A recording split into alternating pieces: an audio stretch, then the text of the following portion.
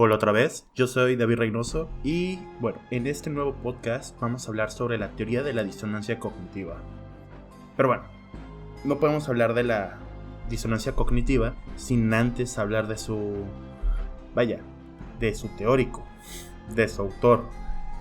Y bueno, para esto tenemos que hablar de Leon Festinger, quien acuña este término y bueno, llega desde un análisis de la comparación social que se permite saber que la persona misma tiende a autoevaluarse.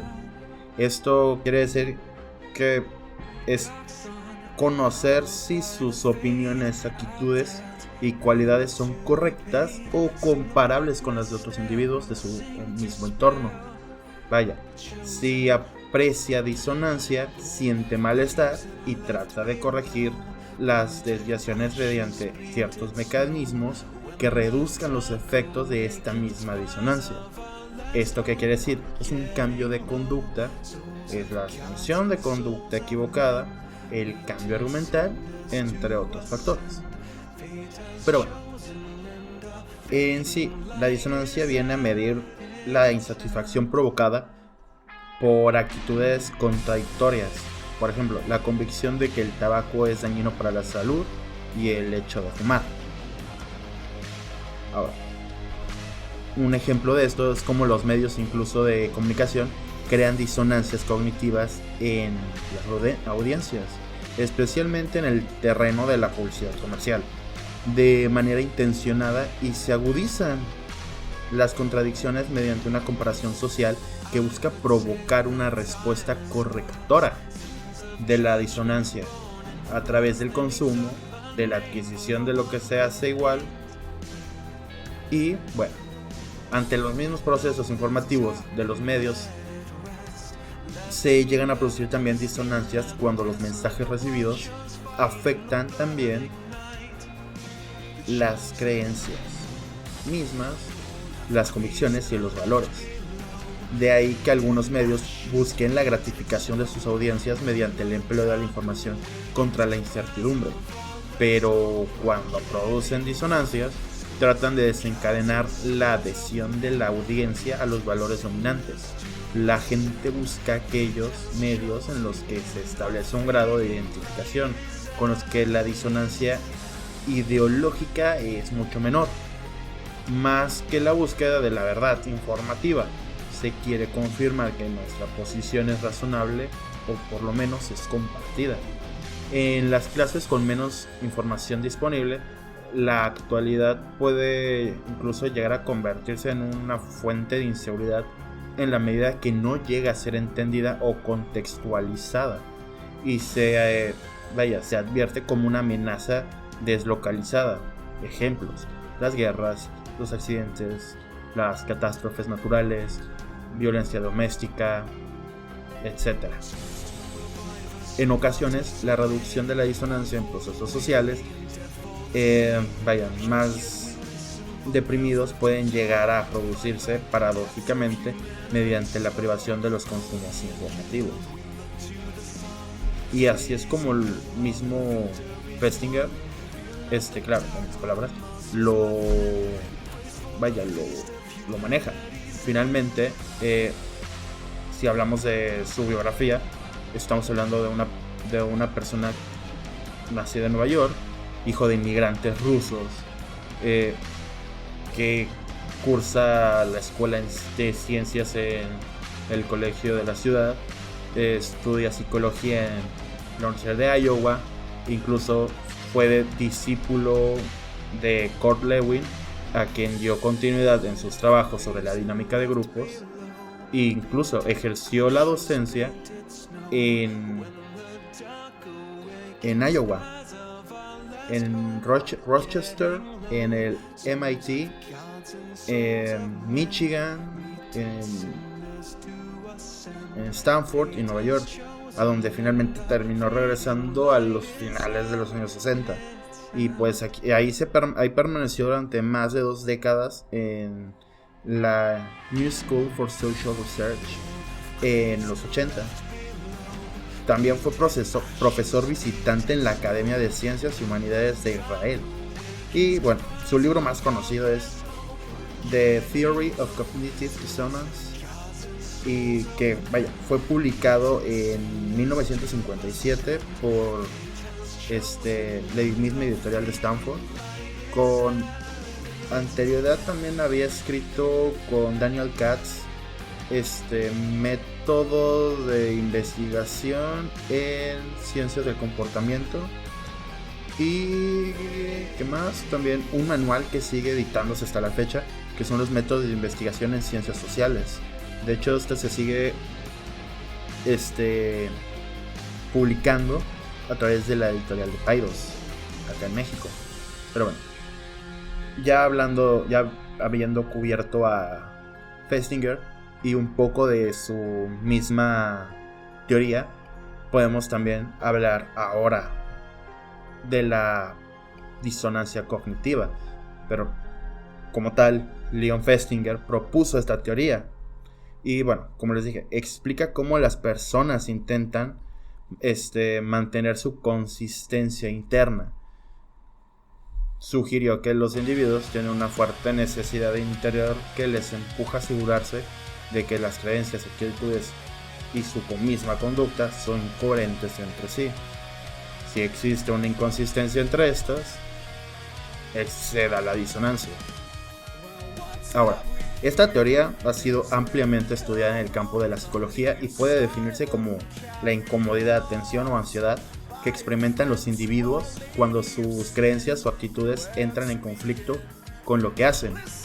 Este displacer puede llevar a un intento de cambio de la conducta o incluso a defender sus creencias y sus mismas actitudes, aunque esto caiga en el autoengaño, siempre y cuando esté conducido a minimizar el malestar que ocasiona.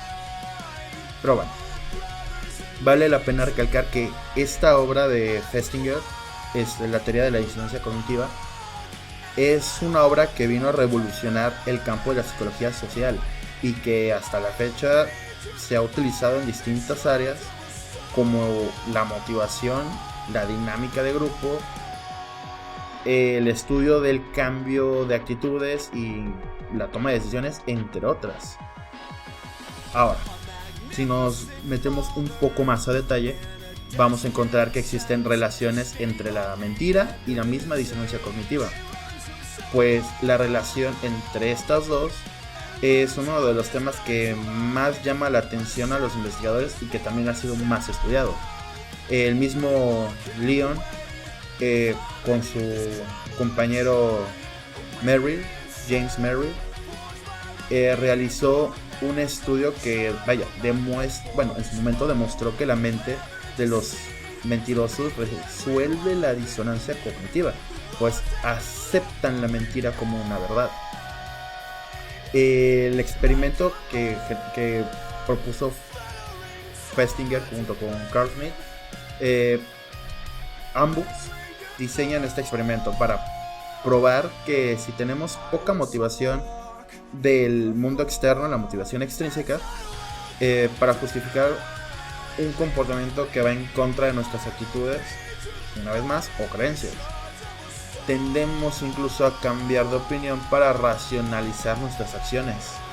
¿Cuántas veces no te ha pasado que con tal de justificar lo que estás haciendo, lo que has dicho, vas en contra de tus propios valores, en contra de tu propia ética personal, solo para justificar lo que estás haciendo?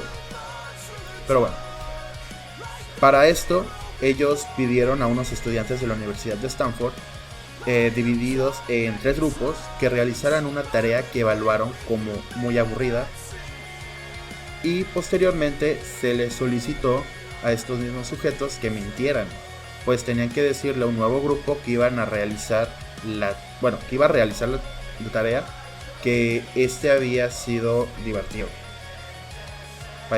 Una completa mentira. Al grupo 1 se le dejó ir sin decir nada al nuevo grupo. Al grupo 2 se le pagó $1 antes de mentir, y al grupo 3 se le pagó $20. Y para esto, una semana más tarde, Festinger llamó a los sujetos del estudio para preguntarles qué les había parecido la tarea. El grupo 1 y 3 respondió que la tarea había sido aburrida, mientras que el grupo 2, el grupo de los mentirosos, respondió que le había parecido divertida, porque los miembros del grupo que habían recibido solamente $1 afirmaban que la tarea había sido divertida. Esta es la gran incógnita, pues ante esta incógnita los investigadores concluyeron que la gente experimenta una disonancia entre las cogniciones en conflicto. Al recibir solo $1, los estudiantes se vieron obligados a cambiar su pensamiento, porque no tenían otra justificación. En este caso, $1 era suficiente para incluso, y que producía disonancia cognitiva. Los que habían recibido $20, sin embargo, tenían una justificación externa para su comportamiento y por tanto experimentaron menos disonancia. Esto nos parece indicar que si no hay una causa externa que justifique el comportamiento, es más fácil cambiar de creencias o actitudes. Pero bueno, esto no se queda acá. Otro famoso estudio en la lista de investigación, que lo llevó a cabo, si no mal recuerdo, no sé si acá está, lo tengo anotado, Anastasio Ovejero, y concluyó que respecto a la mentira, aquí lo cito, es necesario entender que los sujetos por lo general viven en consonancia cognitiva entre su pensar y actuar, y si por algún motivo no pueden ser congruentes, intentarán no hablar sobre los hechos que generan la disonancia, evitando así aumentar esta y buscar reacomodar sus ideas, valores y o principios para así poder autojustificarse, logrado de esta manera que su conjunto de ideas encajen entre sí y se reduzca la tensión. Ahora, cuando se llega a presentar esta disonancia cognitiva, además de hacer intentos activos para reducirla, el individuo suele evitar las situaciones e informaciones que podrían causar aún mayor malestar. Ahora, un ejemplo sobre el uso de la disonancia cognitiva para detectar a un mentiroso. Muy bien. Una de las maneras de cacharlos en el acto es provocando un aumento de la disonancia cognitiva, para de esta manera detectar las señales que los delaten. Por ejemplo, un individuo llamado Mario lleva 5 años sin trabajo, empieza a trabajar como vendedor para una compañía eléctrica. Mario es una persona honesta y con valores, pero no tiene más remedio que llevar dinero a casa al final de mes. Cuando Mario acude a visitar a sus clientes, tiene que venderles un producto que sabe que a la larga es una pérdida de dinero para el comprador. Vaya, no sirve. Por lo que esto entra en conflicto con sus creencias y valores, provocando en él la disonancia cognitiva. Mario tiene que justificarse internamente y generar nuevas ideas dirigidas a reducir el malestar que puede sentir. El cliente, por su parte, podría observar una serie de señales contradictorias si presiona lo suficiente para lograr que aumente la disonancia cognitiva, pues en esta situación tendría un efecto en sus gestos, su tono de voz o incluso sus afirmaciones. En palabras del propio Festinger, las personas nos sentimos incómodas cuando mantenemos simultáneamente creencias contradictorias o cuando nuestras creencias no están en armonía con lo que hacemos. La psicóloga, autora del libro Emociones expresadas, emociones superadas, agrega que debido a la disonancia cognitiva, el malestar viene acompañado generalmente por sentimientos de culpa, enfado, frustración o incluso vergüenza. Y bueno, regresamos al clásico ejemplo de los fumadores. Todos sabemos que fumar provoca cáncer, problemas respiratorios, fatiga crónica e incluso la muerte. Pero, ¿por qué la gente, sabiendo todos estos factores e incluso todos estos efectos que causa el humo, aún lo sigue haciendo?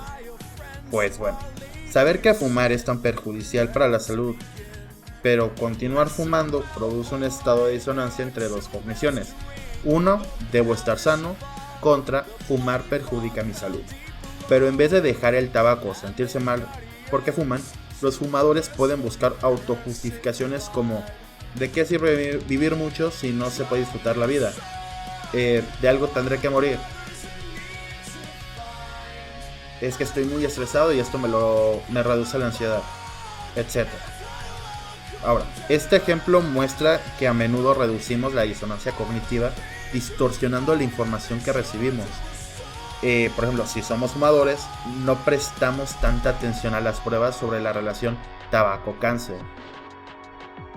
Las personas que no quieren oír cosas que les pongan en conflicto con sus más profundas creencias o deseos, a pesar de que el mismo paquete de tabaco haya una advertencia sobre la seriedad del tema, nos demuestra cómo esta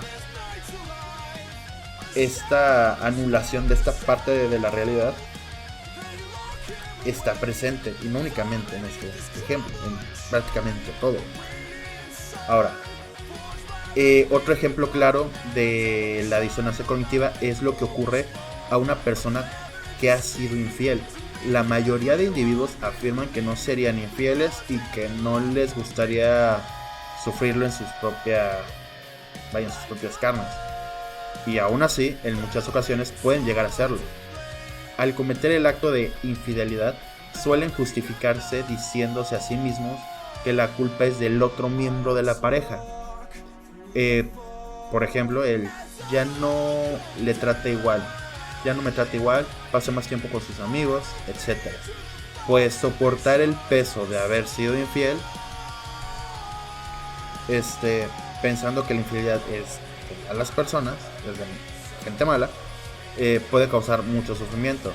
Incluso después de un tiempo, la disonancia cognitiva llega a empeorar y ver constantemente a su pareja obligarle a confesar cada vez que puede llegar a sentirse peor. La lucha interna puede llegar a ser tan desesperante y asfixiante que los intentos por justificarse ante esta situación pueden llegar incluso a causar serios problemas de salud emocional, pues la disonancia cognitiva en estos casos puede afectar en distintas áreas de la vida, como lo son el trabajo, las amistades, el tiempo de ocio, etc. Llegar a confesar puede llegar a ser la única manera de librarse del sufrimiento. Cuando ocurre la disonancia cognitiva debido a una infidelidad, el sujeto se ve motivado a reducirla, pues le produce un enorme malestar o ansiedad. Pero cuando por distintos motivos no es posible cambiar la situación, como por ejemplo al no poder actuar sobre el pasado, entonces el individuo tratará de cambiar sus pensamientos, sus cogniciones o la valoración de lo que ha hecho. El problema surge porque al convivir con esa persona, su pareja, y verla diariamente, el sentimiento de culpa puede acabar por matarlo por dentro. El típico me está carcomiendo la conciencia. Pero bueno, hasta aquí con el tema de la disonancia cognitiva. Espero les sea de ayuda. Espero incluso haberme explicado lo suficientemente bien para ser comprendido por todos ustedes. Y sin más por el momento, me despido. Y recuerden, ya estamos acá en Spotify, en Anchor, y también se están subiendo estos podcasts a YouTube en la misma página del podcast, SIC Analizando. Yo soy David Reynoso y nos vemos en la próxima transmisión. Hasta luego.